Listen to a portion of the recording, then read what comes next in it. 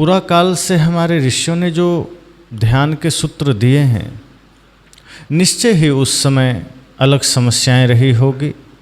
आज जो कुछ भी है इससे तो जरूर भिन्न रहा होगा।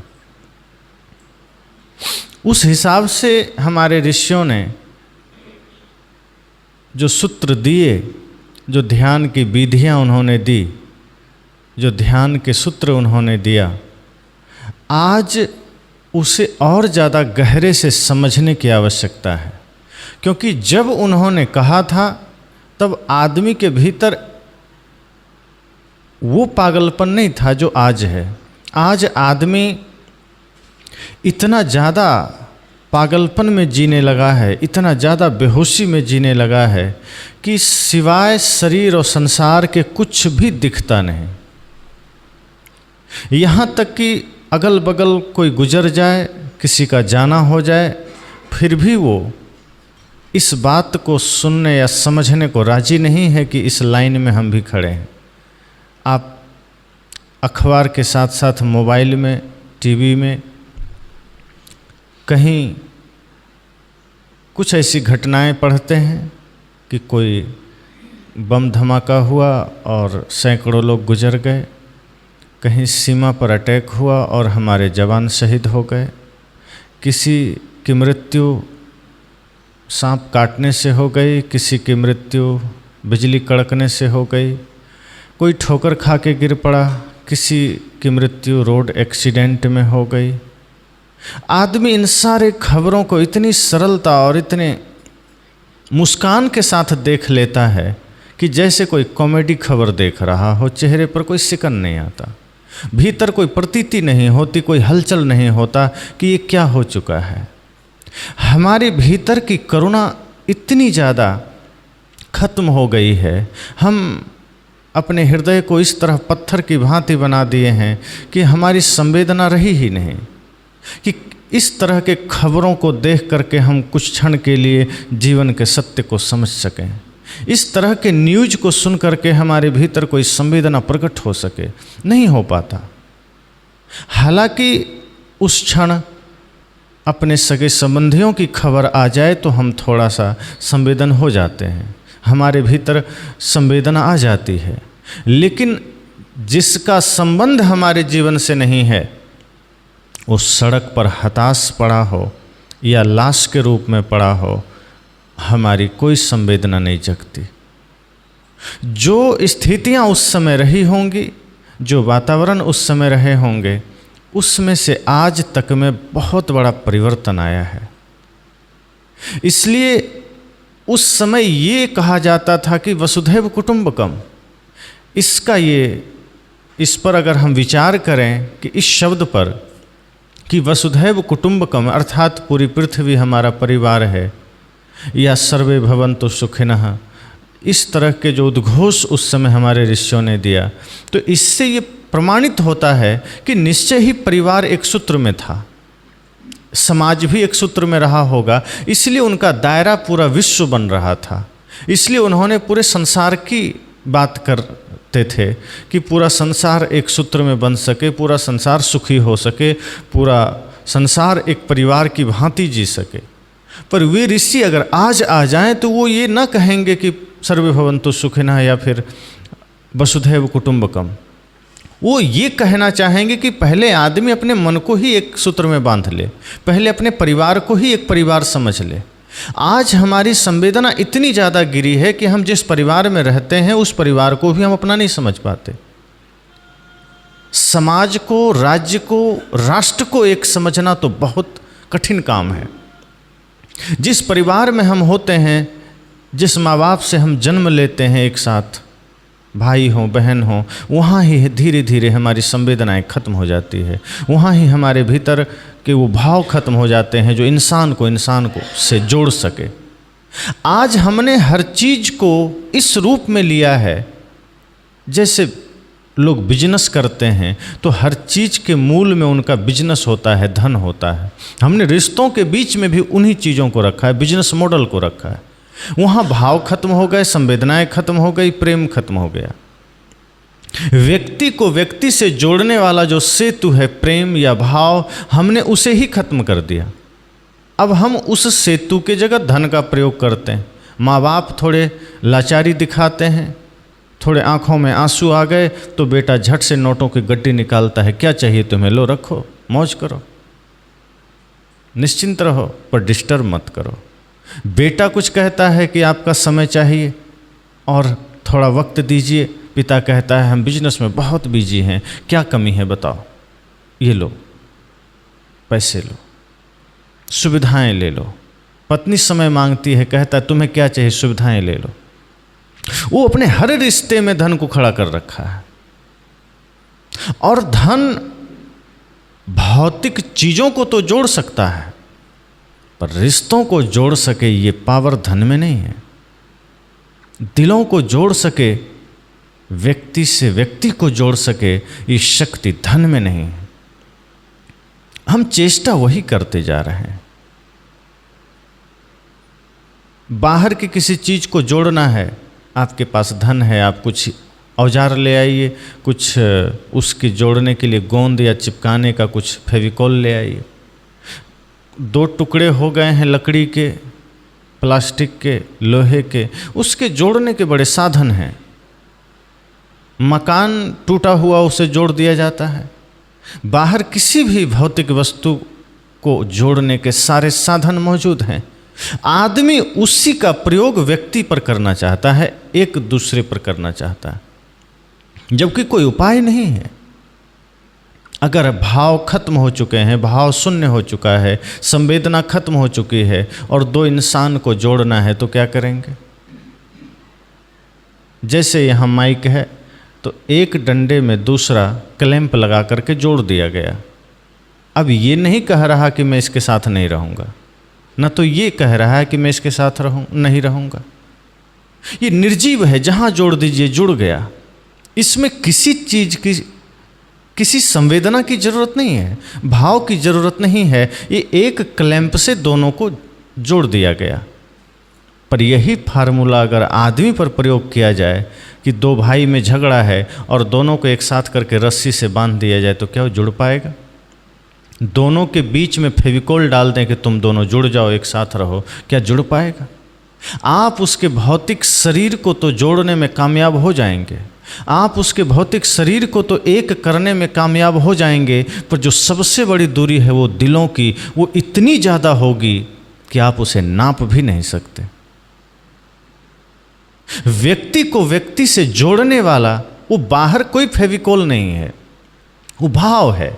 और यदि भाव है, प्रेम है, तो व्यक्ति अमेरिका में बैठा हो और कोई यहाँ भारत में बैठा हो, शरीर भले ही हजारों किलोमीटर दूर हो, वो जुड़ जाता है, एक हो जाता है। फिर वहाँ बाहरी दूरी मायने नहीं रखती, फिर वहाँ बाहर की दूरी का कोई महत्व नहीं होता। जहाँ दिल जुड़ जाता है, जहाँ भाव जुड़ जाते हैं, वहाँ सब कुछ मिल जाता है। वहाँ नमक रोटी भी मिले तो आदमी कहता है क्या आनंद है, अमृत मिल गया।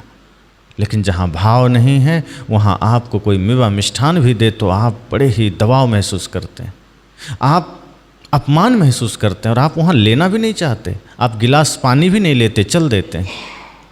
याद कीजिए वो घटना महाभारत की, अक्सर मैं सुनाया करता हूँ कि जब श्री कृष्ण हस्तिनापुर आए और दुर्योधन ने कहा कि आप मेरे घर का आतिथ्य स्वीकार करें, हालांकि कोई भाव नहीं था। दुर्योधन प्रेम से नहीं चाह रहा था, भक्ति से नहीं चाह रहा था। उसने प्लान बनाया था कि कृष्ण को बढ़िया बढ़िया भोजन का प्रलोभन देंगे, आतिथ्य का प्रलोभन देंगे और भोजन में जहर खिला के मार देंगे, ये प्लान था। लेकिन भाव अगर व्यक्ति के पास हो तो बहुत सारे व्यंजन की जरूरत ही नहीं, बहुत सारे तामझाम की जरूरत नहीं है। एक साधारण से भोजन से भी हम किसी को प्रसन्न कर सकते हैं। और रही बात दुर्योधन की, तो उसने ये सोचा कि यही सारी समस्याओं का जड़ है, जब तक ये कृष्ण है हम युद्ध नहीं जीत सकते, इसे ही खत्म कर दिया जाए। और उसने ये प्लान बनाया, सोचा हो सकता है तमाम व्यंजनों का प्रलोभन सुन करके ये खाने को तैयार हो जाए। वो अपने जैसा समझ लिया था। जैसे वो लोभी लालची था, क्रोधी था, कामी था, उसे लगा कृष्ण भी क्रोधी हैं, कामी हैं, लालची हैं, लोभी। लगा कि बढ़िया बढ़िया भोजन का प्रलोभन देंगे, हो सकता है कृष्ण बैठ जाएं खाने को, क्योंकि कहानियाँ सुन रखा था कि बचपन में ये माखन चुराते थे, जहाँ तहाँ से माखन उठा लाते थे। उसने सोचा कि मैं तो आगे बढ़ के माखन प्रस्तुत करूँगा, मैं तो आगे बढ़कर भोजन देने को तैयार हूँ, निश्चय ही ये ले लेंगे। वो देख नहीं पा रहा था कि कृष्ण माखन चुराते थे या माखन खाते थे, तो वो उसमें भाव क्या था। तो यह सोचकर उसने कृष्ण से कहा कि मैंने आपके लिए तमाम प्रकार के भोजन की व्यवस्था किया है, 56 प्रकार के व्यंजन जो कहा जाता है, मैंने आपके लिए बनाया है और आप हमारा आतिथ्य स्वीकार करें। श्री कृष्ण मुस्कुराए। उसने कहा 3 अवस्थाओं में कोई किसी का कुछ भी स्वीकार करता है। अब वो 3 अवस्था में अगर तीनों में से एक भी तुम्हारे या हमारे बीच पूरा हो जाए तो हम स्वीकार कर लेंगे। दुर्योधन ने कहा वो 3 अवस्था क्या है? श्री कृष्ण कहते हैं भाव में, अभाव में और प्रभाव में, ये 3 अवस्थाएं हैं। या तो भाव होना चाहिए सबसे पहली अवस्था, कि या तो किसी से हमारा प्रेम है, भाव है, भक्ति है, तो हम उसका आतिथ्य स्वीकार कर लेते हैं, फिर वहाँ हम और कुछ नहीं देखते। श्रद्धा से कोई हमें बुलाए हम चले जाएंगे, भक्ति से कोई बुलाए हम चले जाएंगे। तो पहली प्राथमिकता श्री कृष्ण ने भाव को दिया। उन्होंने कहा कि पहली शर्त अगर भाव है तो कोई बात ही नहीं। अब तुम्हारे और हमारे बीच तो कोई भाव ही नहीं है, कोई प्रेम ही नहीं है, तो पहली बात तो कट गई, क्योंकि भाव होता तो हम जरूर स्वीकार करते। अब दूसरी बात है अभाव, कि या तो कोई व्यक्ति भिक्षुक है, अभाव में जी रहा है, किसी के पास खाने को अन्न नहीं है तो वो कहीं भी हाथ फैला लेता है, या तो कोई भोजन बांट रहा है, प्रसाद बांट रहा है, तो वो भिक्षुक है, अभाव में जी रहा है, वो दोनों हाथ फैला के ले लेता है, भिक्षा स्वीकार कर लेता है। श्री कृष्ण ने कहा कि दूसरी जो शर्त है वो अभाव की है, कि यदि मैं अभाव में होता, गरीब होता, तो भी मैं तुम्हारा स्वीकार कर सकता था कि मुझे भोजन नहीं मिल रहा। तो धन के मामले में तो मैं तुमसे अधिक हूँ, अभाव में तो मैं हूँ नहीं। अब तीसरी बात है प्रभाव की, कि या तो व्यक्ति इतना शक्तिशाली हो, सामर्थ्यशाली हो, इतना ज़्यादा ताकतवर हो कि उसके भय से कोई उसका आतिथ्य स्वीकार कर ले, कि उसके डर से आदमी सिर झुका दे कि ठीक है तुमने जो कहा स्वीकार है। कृष्ण ने कहा और प्रभाव तो मेरे सामने तुम्हारा 0 है, तो तुम्हारा आतिथ्य मैं कैसे स्वीकार कर सकता हूँ? जो पहली शर्त थी भाव का वो है ही नहीं, और बाकी के 2 हमारे सामने तुम्हारा 0 है।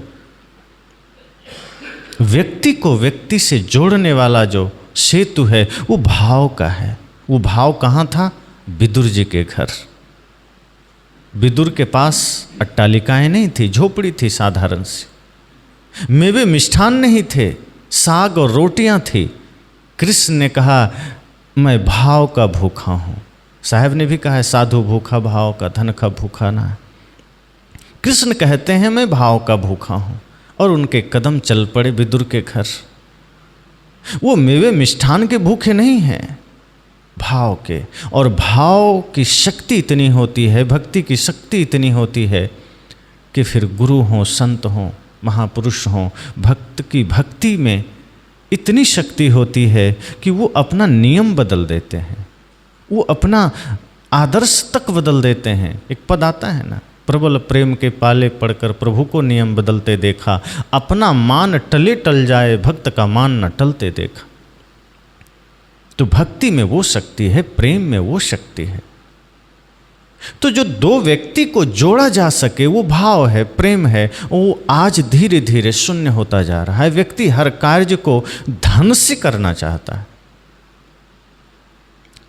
ये हम एहसास करने में नाकाम हो जाते हैं कि जिस धन को हम सबसे पहली प्राथमिकता दे रखे हैं वो धन समय समय पर हमें ठोकर मार देता है। जब हम बहुत अधिक बीमार होते हैं, कितना भी धन हमारे पास है, वो धन हमें आईना दिखा देता है कि आखिरकार हम जिस काम के लिए है वही हम कर सकते हैं। तुम्हारे जीवन में शांति तो नहीं ला सकते। सुविधाएं हम ला सकते हैं, वस्तुएं तुम हमसे खरीद सकते हो। धन मानो कहता है कि मैं अगर किसी के पास हूं तो वो मेरे द्वारा तमाम प्रकार की सुविधाएं इकट्ठी कर सकता है, तमाम प्रकार के वस्त्र खरीद सकता है, वाहन खरीद सकता है, बिल्डिंगें बना सकता है, और जैसा चाहे वैसा कर ले। धन कभी रोकता भी नहीं कि तू मेरा प्रयोग क्यों कर रहा है गलत। अब आपके पास 100 रुपया है, आप चाहें तो उस 100 रुपये से दूध ले लें, तो धन खुश थोड़े हो जाएगा कि मैंने अपना योगदान दूध खरीदने में दिया है। आप और यदि आप उसी 100 रुपये से शराब खरीद लाएं तो धन को कोई दुख भी नहीं होगा कि मुझसे शराब खरीदा गया। वो बस वस्तु है, आप उसका जैसा प्रयोग चाहें कर सकते हैं। और व्यक्ति उसको उसी रूप में प्रयोग करना शुरू कर दिया। वो जानता है धन हमें रोक थोड़े लगा सकता है। हम जैसा चाहें, किसी का गला कटवाना हो धन से काटा चला जाता है, किसी के साथ बुरा करना हो जाता है। न्यायालयों में धन का ऐसा भयंकर प्रयोग हो रहा है कि निर्दोषों को सजा मिल जाती है। दफ्तरों में धन का ऐसा प्रयोग होता है कि जरूरतमंद को सहायता नहीं मिलती। इस तरह से व्यक्ति ने धन की इतनी प्रधानता बना दी कि वो नैतिकता से, संवेदना से, भाव से, भक्ति से अपना नाता ही तोड़ लिया। और इसका परिणाम ये हुआ कि वो व्यक्ति धीरे धीरे अकेला हो जाता है। माता पिता का त्याग कर दिया। एक समय ऐसा आता है जब पत्नी से भी तनातनी बन जाता है, भाई से तो पहले ही बंटवारा कर लेता है, पड़ोसियों से विरोध कर लेता है। गांव में तो आज फिर भी एक ऐसी अवस्था है कि चलो पड़ोसियों से भी बातचीत हो जाती है, कुछ लेन देन हो जाता है, कुछ चर्चाएं हो जाती है। हालांकि ये भी अब बहुत कम हो गया है। लेकिन शहरों में तो बगल में कौन रहता है ये तक पता नहीं है। हमें सिर्फ इतना पता है कि हमें सुबह से शाम तक इतना मेहनत करना है कि अगर 1 लाख है तो उसको हमें 10 लाख बनाना है।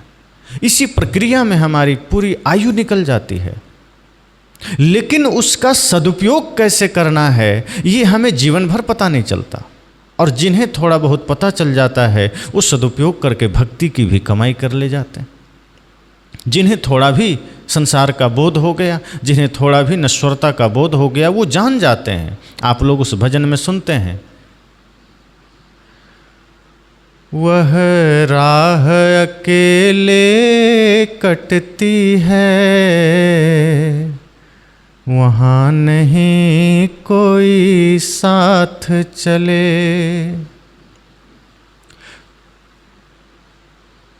उस पार न जाने क्या पाएं, उस पार न जाने क्या पाएं, इस पार तो सब कुछ हार चले। लो अपना जहां दुनिया वालों हम इस दुनिया को छोड़ चले। एक पंक्ति और इसमें आई है, हर चीज तुम्हें लौटा दी है, वहाँ नहीं कुछ भार चले। हर चीज तुम्हें लौटा दी है, वहाँ नहीं कुछ भार चले। पर दोष न देना ऐ लोगों, पर दोष न देना ऐ लोगों, देखो खाली हाथ चले। लो अपना जहां दुनिया वालों हम इस दुनिया को छोड़ चले।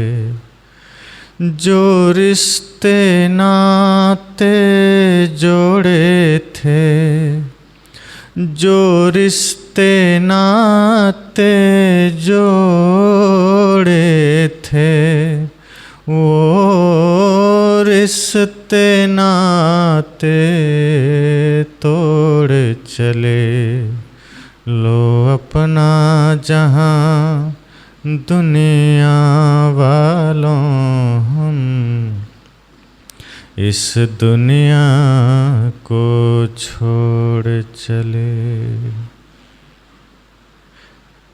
हर चीज़ तुम्हें लौटा दी है। एक व्यक्ति जब गुजरता है, भले ही वो ना लौटाए, पर कवि कह रहे हैं कि मानो उसने लौटा दिया है, क्योंकि उपाय भी तो नहीं है साथ ले जाने का। धन था जब तक प्राण है, सब कुछ था, लेकिन जब प्राण निकल रहा है तो वो मानो कह रहा है कि हर चीज़ तुम्हें लौटा दी है। क्यों? अब पता चल रहा है कि वहाँ नहीं कुछ भार चले। अब जब शक्तिहीन हो चुके हैं, अब जब शरीर क्षीण हो रहा है, बल्कि क्षीण हो चुका है, सारे अंग अब काम करना बंद कर दिए हैं, अब अनुभूति हो रही है, अब एहसास हो रहा है कि वहाँ नहीं कुछ भार चले। और फिर क्या कहता है? पर दोष न देना ऐ लोगों, देखो खाली हाथ चले हम। वो संकेत करके जा रहा है, वो शिक्षा दे करके जा रहा है कि मैं तो गंवा दिया जीवन, मैंने तो बर्बाद कर दिया। मेरी यात्रा बहिर्मुख थी, मेरी यात्रा सिर्फ धन की यात्रा थी, मेरी यात्रा सिर्फ भौतिक यात्रा थी। मैंने कभी अध्यात्म के दीप हृदय में न जलाए। जो जा सकता था मैंने वो धन ना कमाया। इसलिए ऐ लोगों, देखो ये हाथ अब खाली जा रहा है। जिस हाथ से मैंने संपूर्ण संसार में अपना परचम लहराने को ठाना था, जिस हाथ से मैंने धन को इकट्ठा किया था, जिस हाथ से मैंने पूरा भौतिक संसार बनाया था, आज ये हाथ खाली जा रहे हैं। धीरे धीरे आदमी अपनी यात्रा धन की तरफ कर लिया है। और समय समय से अगर सत्संग और ध्यान हमें मिल भी जाता है तो हम मामूली सा सुधार कर पाते हैं, फिर हम उसी चीज़ में लग जाते हैं। हम किसी न किसी रूप में हम फिर वही काम करने लग जाते हैं। ये ध्यान और ये सत्संग आज सक्षम नहीं हो पा रहा है कि हमारे भीतर एक क्रांतिकारी बदलाव ला सके। हम छोटा मोटा सुधार कर लेते हैं, जैसे मांस मछली का त्याग कर देते हैं, मदिरा का त्याग कर देते हैं, बहुत हुआ तो नशा का त्याग कर देते हैं। बहुत लोग तो मांस मछली छोड़ दिए, फिर वो सोचते हैं कि मैं बड़ा धार्मिक हो गया। एक आदमी ने कहा कि मैं मांस मछली कुछ भी नहीं खाता, मैं तो बड़ा धार्मिक आदमी हूँ। मैंने कहा मांस मछली छोड़ना इतना भर अगर आप धार्मिक होना समझते हैं तो गाय भैंस बैल बकरी तो बिल्कुल नहीं छूते हैं, तो सबसे बड़े धार्मिक होंगे। और यदि मांस मछली खाना अधार्मिक है तो मांस मछली सिर्फ छोड़ देना धार्मिक तो नहीं होगा। आपने अभक्ष त्याग कर दिया, आपने मांस मछली का त्याग कर दिया, मतलब अब आप मनुष्य के श्रेणी में थोड़ा सा आ गए हैं। अब आप मूल अवस्था में आए हैं। अब तक आप नीचे गिर गए थे, अब तक आप भ्रष्ट हो गए थे, अब तक आप मानवता की श्रेणी से, इंसान के शरीर की श्रेणी से नीचे गिरे हुए थे। इंसानियत अभी भी जगी नहीं है। हाँ, इतना हो पाया है कि जो शरीर का गुण धर्म था, प्रकृति ने जिस गुण धर्म के साथ आपको शरीर दिया था, आप उसको अब पूरा कर लिए हैं। अब आपकी यात्रा ऊपर होनी चाहिए, अब आपको ऊपर उठना चाहिए। कोई चोर चोरी करना छोड़ दे तो क्या वो धार्मिक हो गया? चोरी करना महापाप है, लेकिन सिर्फ चोरी करना छोड़ देना ये धर्म हो गया, ये तो नहीं हो सकता। सिर्फ मांस मछली छोड़ दिया, उसने समझ लिया कि मैं तो अब धार्मिक हो गया। जैसे कोई वस्तु आपका गड्ढे में गिर जाए, अब वो वस्तु जमीन पर रखी थी, वो गड्ढे में गिर गई, किसी आदमी ने उसे उठाकर वापस जमीन पर रख दिया, तो क्या उसमें कुछ परिवर्तन आया? वो नीचे गिरा था, आपने पुनः जमीन पर रख दिया। अब उसे ऊपर ले जाइए, अब जब वो जमीन से ऊपर उठेगा तब उसके क्रिया में कुछ बदलाव आया है, तब वो थोड़ा ऊर्ध्वगामी बना है। मनुष्य शरीर मिला था योग की तरफ जाने के लिए, और योग में जा नहीं पाए, जहाँ थे वहाँ से और नीचे चले गए। अब जहाँ थे वहाँ से नीचे चले गए और नीचे से फिर वहीं आ गए। हम उसी को धर्म समझ लेते हैं, हम उसी को त्याग समझ लेते हैं, हम उसी को साधना समझ लेते हैं। तो मांस मछली बीड़ी तंबाकू का त्याग हो गया, थोड़ा सा ध्यान सत्संग के वजह से आदमी समझ लेता है मैं तो अब हो गया, पुजारी हो गया, ध्यानी हो गया, सत्संगी हो गया। एक चोर भी सोचता है अब मैंने चोरी छोड़ दिया है, अब मेरा काम पूरा हो गया। संत कहते हैं नहीं, ये अभी अब तुम आए हो उस अवस्था में कि अब यहाँ से तुम ऊपर उठ सको, अब तुम ज्ञान में लगो, ध्यान में लगो, साधना में लगो। और स्वाभाविक है योग में लगेंगे, कभी मन भटकेगा, गिरेंगे, उठेंगे, लगेंगे, क्योंकि जो चलेगा वही गिरेगा। जो पहले से गड्ढे में गिरा है वो कहाँ गिरेगा? जो कहीं चढ़ा हो वहीं से नीचे गिर सकता है ना। अब जैसे आप जमीन में बैठे हैं तो गिरने का कोई चांस नहीं है। हम लोग भले गिर सकते हैं उतरते समय, क्योंकि हम ऊपर हैं। तो गिर वही सकता है जो चल रहा है, बढ़ रहा है, ऊपर उठ रहा है। अब जैसे जो आदमी योग में जीवन को लगा रहा है, जो आदमी अपने जीवन को ध्यान में लगा रहा है, तो अगर वो योग से थोड़ा सा नीचे गिरता है तो हम उसे कह देते हैं ये आदमी योग भ्रष्ट हो गया, अर्थात योग से नीचे गिर गया। कोई आदमी धर्मात्मा है, वो थोड़ा अधर्म करने लगा तो हम कहते हैं ये धर्म भ्रष्ट हो गया,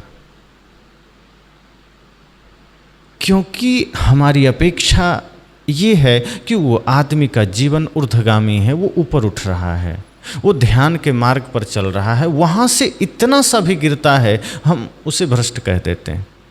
पर क्या हमने कभी कहा है कि ये चोर भ्रष्ट हो गया है, चोरी बढ़िया से नहीं करता ईमानदारी से, ये चोर कर्म में भ्रष्ट हो गया, या ये भोग भ्रष्ट है, या ये चोर भ्रष्ट है, या ये कपट में ठीक से कपट नहीं कर रहा।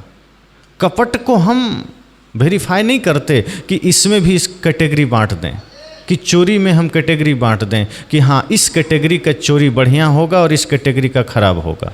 क्या हम ऐसा सोचते हैं कि इस प्रकार का क्रोध बढ़िया होगा और इस प्रकार का घटिया होगा, कि इस तरह का लोभ बढ़िया होगा और इस तरह का घटिया होगा? किसी भी प्रकार की चोरी है वो घटिया ही होगा। उसमें अच्छा बुरा हम नहीं तलाश सकते कि हाँ ये चोर थोड़ा अच्छा है, ये चोर बुरा है, कि इसने चोरी आम आदमी के घर कर लिया है, ये भगवान के घर कर लिया है तो ये अच्छा हो गया, ये बुरा हो गया, कि ये आदमी क्रोध किया तो इसका क्रोध अच्छा है, इसका बुरा है।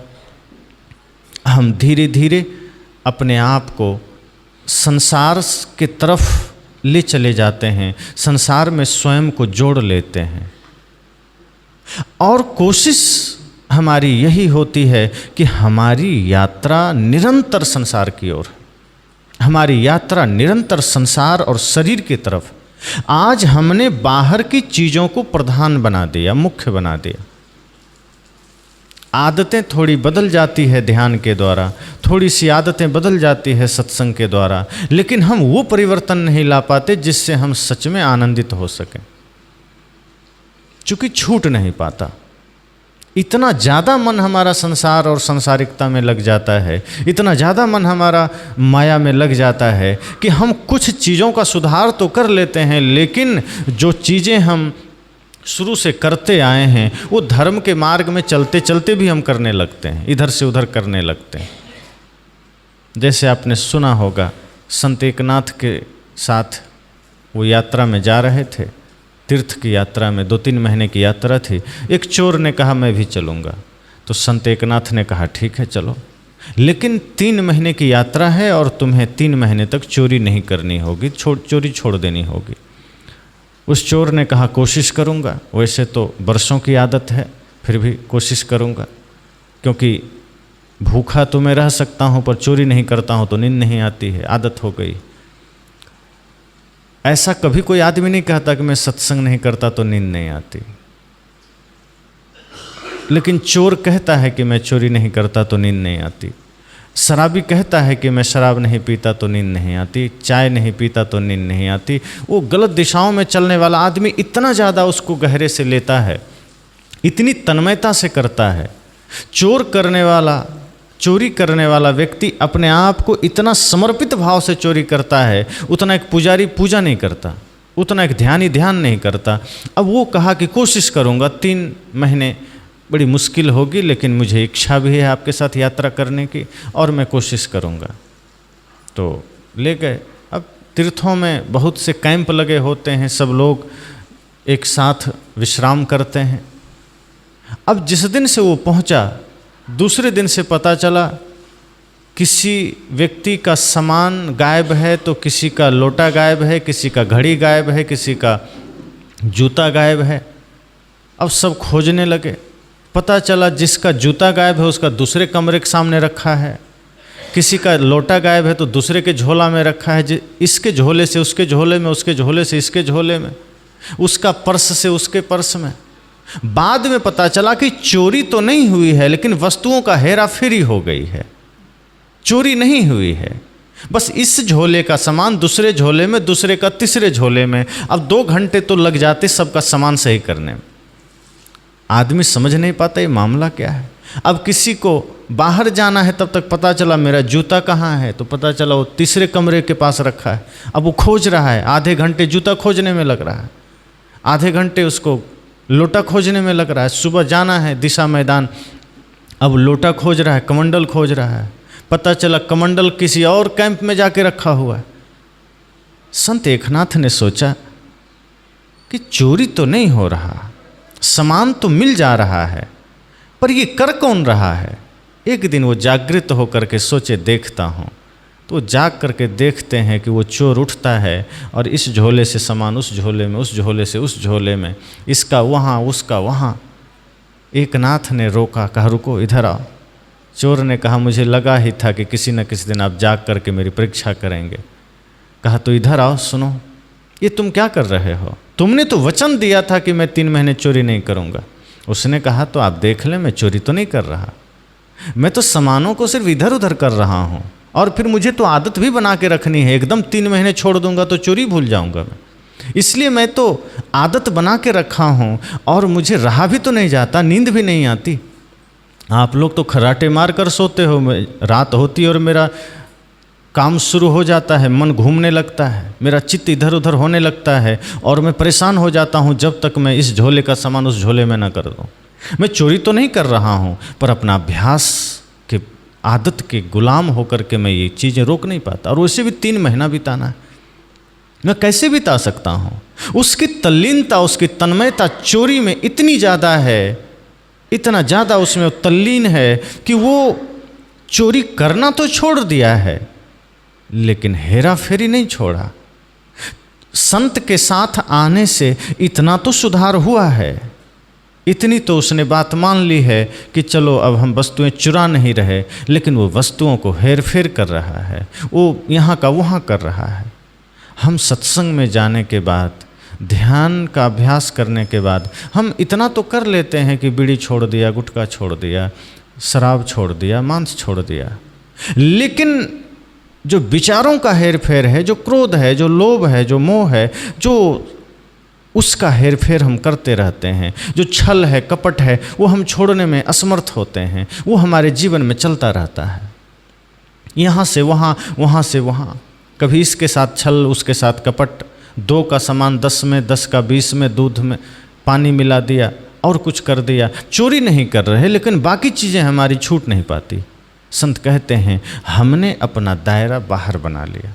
मैंने कल कहा था कि जब हम ध्यान को सिर्फ स्वास्थ्य लाभ की तरह लेने लगते हैं तो वो बहुत अधिक प्रभावशाली नहीं हो पाता, वो बहुत अधिक प्रभावी नहीं हो पाता। लेकिन जब हम ध्यान को समाधि की तरह लेते हैं, संपूर्ण जीवन की तरह लेते हैं, तब वो हमारे समस्त मनोविकारों को मिटा देता है, और तब हमारा जीवन थोड़ा भी हो तो वो महत्वपूर्ण बन जाता है।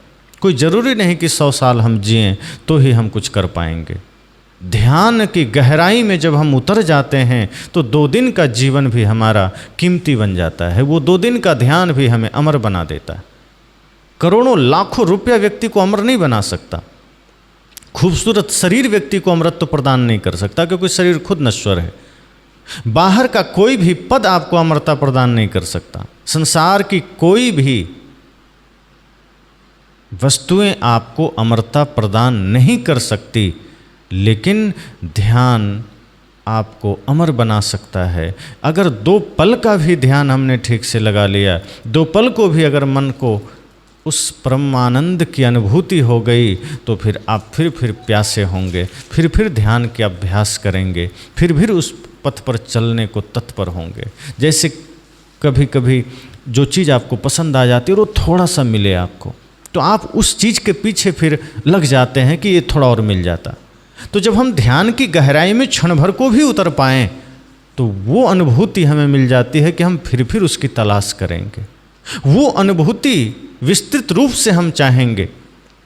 इसलिए आज के समय में जो सूत्र है वो वही सूत्र है जो हमारे ऋषि मुनियों ने दिया था। और आदमी का दायरा आज बाहर की ओर ज़्यादा हो गया है, आदमी केंद्र से परिधि में ज़्यादा घूम रहा है, आदमी भौतिक जगत में ज़्यादा जाने लगा है। आप देखें कि एक बालक जब जन्म लेता है और इस समय जब वो पढ़ाई करता है, तो बचपन से पढ़ाई के साथ ही उसको सिर्फ बिजनेस मॉडल सिखाया जाता है कि किस तरह से तुम बड़े हो करके बढ़िया जॉब ले सकते हो, बढ़िया बिजनेसमैन बन सकते हो, बढ़िया पद पर जा सकते हो, और किस विभाग में कितना अधिक पैसा है। उसे सेवा नहीं सिखाया जाता, उसे ध्यान नहीं सिखाया जाता, उसे योग नहीं सिखाया जाता, उसे माता पिता गुरु की भक्ति नहीं सिखाया जाता, सिवाय धन के उसे कुछ सिखाया ही नहीं जाता।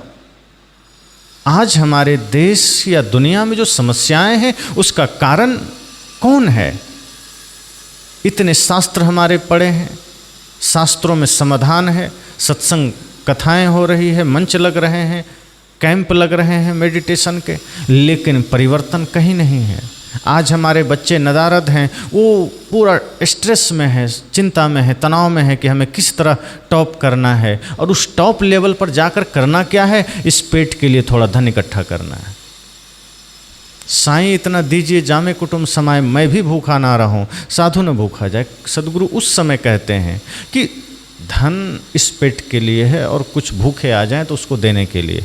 इतना सामर्थ्य आपके पास हो कि आप बढ़िया खा सकें और दूसरों को दे सकें, इतना अर्जन कीजिए। लेकिन आज बच्चों की शिक्षा, आज हमारे समाज की दिशा सिर्फ उसी दिशा में है, उसी अवस्था के लिए है कि किस तरह से धन का अंबार लगाया जा सके, किस तरह बैंक बैलेंस बढ़ाया जा सके, और इसी में हम अपना तरक्की समझते हैं, इसी में हम अपनी ऊंचाई समझते हैं। और मैगजीन या अखबार या टीवी हम देखते हैं कि हाँ आज टॉप में कौन है, कल टॉप में कौन है, पर आप 100 साल का इतिहास उठा के देख लीजिए। 100 साल पहले जो धनपति थे आज कोई नाम लेने वाला नहीं। 10 साल बाद टॉप 10 का लिस्ट बदल जाता है, बल्कि आज तो हर दिन बदल जाता है। 1 महीना पहले अंबानी था, दूसरे में अडानी आ गए, तीसरे दिन आप देखेंगे तो टाटा आ गए, बदलता रहता है, वो अस्थाई नहीं है और हम उसके पीछे भाग रहे हैं। और टाटा हो, बिरला हो, डालमिया हो, बड़े से बड़े धनपति, कुबेर हो, सेठ हो, साहूकार हो, जब प्राण निकलता है सबकी स्थिति समान हो जाती। इसलिए हम अपनी दिशा जो बहिर्मुख बना रखे हैं, जो बाहर के ही वस्तुओं में हमने संपूर्ण सुख मान लिया है, ये ध्यान हमें थोड़ा लौटाता है, धीरे धीरे हमें स्वयं की ओर लाता है कि भीतर लौटिए, आइए और उस धन की तलाश करिए जो आपका साथी है, जो आपको अकेला नहीं छोड़ेगा, जो आपके मन वचन को सदैव सुख और शांति प्रदान करेगा। और सच तो यह है कि शांति से बड़ा कोई धन नहीं है। करोड़ों रुपया लेने वाला, कमाने वाला आदमी बिस्तर पर पड़े पड़े रोता है कि थोड़ा 2 पल को शांति मिल जाती, और कोई शांति नहीं देने वाला। करोड़ों रुपए हैं, बच्चे भी करोड़ों कमा रहे हैं, लेकिन ना वहाँ बच्चे हैं, ना पत्नी है, नौकर बेचारा पैसे पर खड़ा है पानी देने के लिए। वो तरस रहा है कि परिवार इकट्ठा हो जाए और मैं थोड़ा सुकून पा सकूं, लेकिन उपाय नहीं, क्योंकि उसने धर्म का बीज बोया ही नहीं है। आज संकल्प लीजिए कि हम अपने भीतर तो उस अध्यात्म के दीप को जलाएंगे ही, अपने बच्चों में भी वो भक्ति हम डालेंगे जो भक्ति माता पिता गुरु और राष्ट्र के प्रति हो। ये धन की भक्ति की जरूरत नहीं। धन तो शरीर की सुविधाओं के लिए है, वो व्यक्ति कमा ही लेगा, कर ही लेगा। हम उसे लक्ष्य बना लेते हैं, हम उसे मंजिल बना लेते हैं। संतों ने कहा धन मंजिल नहीं है, मार्ग है। ध्यान मंजिल है, धर्म मंजिल है। आप मंजिल, लक्ष्य अध्यात्म को बनाइए, शांति को बनाइए, ध्यान को बनाइए। और ये बाहर की जितने भी भौतिक सुविधाएं हैं, ये मार्ग है। और जब हम इस तरह से सोचते हैं, विचारते हैं, तो फिर यही ध्यान हमारे लिए सहायक बनता है। वरना ध्यान को हम स्पर्श तो कभी कभी करते हैं, लेकिन वो स्पर्श इतना मात्र होता है कि क्षण भर के लिए हमें थोड़ा सुकून दे दिया, फिर आदमी उसी अवस्था में चला जाता है। इसलिए संत कहते हैं कि ध्यान की गहराई में उतरने की चेष्टा कीजिए, अपने लिए समय निकालिए। और तब जो सूत्र संतों ने दिया, तब जो सूत्र ऋषि मनुष्यों ने दिया, अब उस सूत्र पर और गहरे से विचार कीजिए, ताकि आपके भीतर ध्यान इतना प्रभावशाली हो सके कि बाहर की जो यात्रा है उससे थोड़ा मन मुड़ सके। वरना आज हमारा ध्यान कमज़ोर है। जैसे आप कई बार देखते होंगे, कई लोग कहते हैं कि हम सत्संग करना चाहते हैं, कोई शुभ दिन देख करके डेट रख दीजिए। एक जगह बिहार में एक व्यक्ति ने कहा कि कोई शुभ दिन देख लीजिए और सत्संग का दिन रख दीजिए। मैंने कहा सत्संग अपने आप में स्वयं इतना शुभ है, उसके लिए हम कौन सा शुभ दिन निकालें? और यदि सत्संग इतना ही कमज़ोर है कि हम अगर अशुभ दिन रख देंगे तो सत्संग खराब हो जाएगा, तो फिर ऐसा सत्संग करने से क्या फ़ायदा? जो स्वयं शुभ है उसे तो जिस घड़ी करो वो घड़ी भी शुभ हो जाएगी। शुभ कार्य के लिए मुहूर्त क्या देखना? चोर कभी मुहूर्त देखता है कि मुझे चोरी करने जाना है, पंडित जी थोड़ा बता दीजिए किस मुहूर्त में ज़्यादा अच्छा रहेगा? किसी की हत्या करने वाला मुहूर्त देखता है? क्रोध करने वाला कभी मुहूर्त देखता है कि मुझे क्रोध करना है, थोड़ा बता दीजिए कौन सा टाइम ठीक रहेगा? बड़ी प्रबल इच्छा है क्रोध करने की, मुझे झगड़ा करने का मन हो रहा है, थोड़ा समय बता दीजिए किस घड़ी में झगड़ा ठीक रहेगा? गलत काम करने वाला कभी मुहूर्त नहीं देखता। धर्म के पथ पर चलने वाला कदम कदम पर मुहूर्त देखता है। धर्म स्वयं शुभ है, मुहूर्त है, शुभ है, शुभ मुहूर्त है, और हम उसके लिए समय देखते हैं। वो अपने आप में शक्तिशाली है। ध्यान स्वयं इतना शक्तिशाली है कि उसके सामने स्वयं संसार सामान्य हो जाता है, धाराशायी हो जाता है। लेकिन हम ध्यान तक पहुंच ही नहीं पाते, इसलिए कमज़ोर बना रहता है। जैसे कई लोग माला पहनते हैं गले में, तो वो जब किसी के शव यात्रा में जाते हैं तो वो लोग भी सवाल करते हैं क्या करें, माला उतार दें? क्योंकि माला तो लिया ही इसलिए गया है कि आपको शुद्धता प्रदान करे। सत्य, अहिंसा, प्रेम, करुणा का प्रतीक है, ये ज्ञान भक्ति का प्रतीक है। इसको उतारने की क्या ज़रूरत है? उतार ही दिया, इसका मतलब ये इतना कमज़ोर है कि वो वहाँ जाके अशुद्ध हो जाएगा। बहुत सी बातें हैं जहाँ हम सात्विक विचार को, सात्विक बुद्धि को, धर्म को हम छोटा बना लेते हैं खुद से ही, और बुराइयों को इतना बड़ा बना देते हैं कि लगता है उसके सामने इन सबको तो संभाल के रखना पड़ेगा। मैंने कल कहा था, ज्ञान को इतना विराट कर लीजिए, अपने संकल्पों को इतना विराट कर लीजिए, अपने भीतर उस धर्म की शक्ति को इतना मजबूत कर लीजिए कि सारी बुराइयाँ धीरे धीरे छोटी पड़ जाए। आपका प्रभाव उन पर हो जाए, उसका आप पर ना हो। सत्य का प्रभाव असत्य पर हो जाए। एक दिया ही तो काफ़ी है अंधेरे को मिटाने के लिए। अंधेरा कभी भी इतना ताकतवर नहीं है कि वो एक साधारण से दिए से भी लड़ पाए। एक छोटा सा दिया भी इतना शक्तिशाली है कि एक गुफा में हजारों साल के अंधकार को क्षण भर में मिटा सकता है। इसलिए हमारे भीतर अगर सच में ध्यान का दीप जल उठा है, अगर हमने अपने भीतर सच में अध्यात्म के कोई भी ज्योति जागृत कर लिया है, तो बाहर का कोई भी विकार, संसार इतना सामर्थ्य नहीं रखता कि वो हमें झुका सके। हमारा प्रभाव उस पर होगा, उसका हम पर नहीं होगा। इसलिए आज की ये ध्यान की यात्रा, जो मैंने कहा कि मनुष्य की आज दिशा बदल गई है, आज सोच बदल गई है, आज व्यक्ति का चिंतन बदल गया है, आज व्यक्ति की यात्रा बदल गई है। सारी कोशिशें हमारी इतनी ही हो गई है कि किस तरह से भौतिक जीवन को बेहतरीन बनाया जाए, किस तरह से धन का अंबार लगाया जाए, ये जानते हुए कि जब जाएंगे तो कुछ साथ न जाएगा, फिर भी इसलिए इसमें होश में आने की ज़रूरत है, जागृत होने की ज़रूरत है कि जो साथ जा सकता है, जो साथ ले जाना है, उससे भी हमें अर्जित करना है, उस कमाई को भी हमें कमाना है। यही हमारे जीवन की सार्थकता होगी, यही इन श्वासों की महत्ता होगी, वरना ये सारी श्वासें हमें यूं ही खो देंगे। ये जितनी कीमती श्वासें हमें मिली है, इसे हम ऐसे ही संसार में गंवाते चले जा रहे हैं और इसका कोई अर्थ नहीं निकल रहा है। इस मनुष्य शरीर का और मनुष्य शरीर में भी संतों, सद्गुरु, सज्जनों के संग का इतना तो असर होना ही चाहिए कि हमारी यात्रा अंतर की यात्रा बन सके, धर्म की यात्रा बन सके, ध्यान की यात्रा बन सके। बस।